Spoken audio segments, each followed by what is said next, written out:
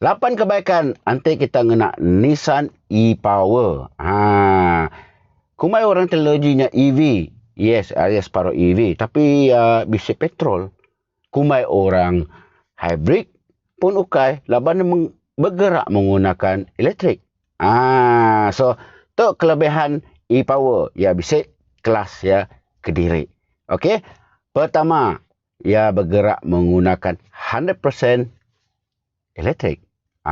So, bila nak drive keretanya, disebabkan ia menggunakan motor, ia instant torque. Sama pakai EV. Nada gearbox. Sama pakai EV. Tapi bisa petrol.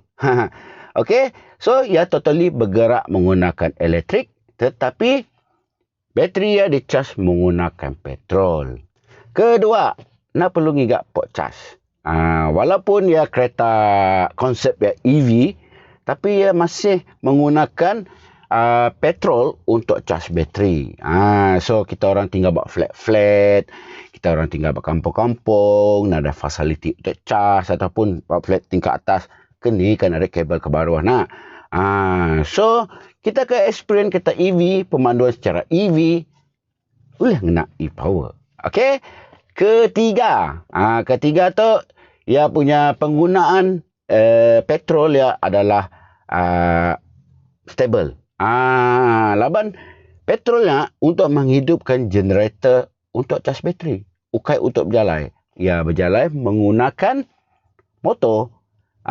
So minyak non jimat dan CTG ia bisa regenerate. So that's mean nanti kita orang driving sambil release throttle, ia akan regenerate kita punya bateri. Recharge lah maksudnya. So, berdia kita jimat minyak. Sebelum aku neruskan fakta-fakta kebaikan seterusnya, bantu aku like and share video tu. Nanti kita berminat konten berketuk. Dan jangan lupa add aku. Keempat, non-driving lebih selesa, lepasnya lebih senyap dan lebih lancar.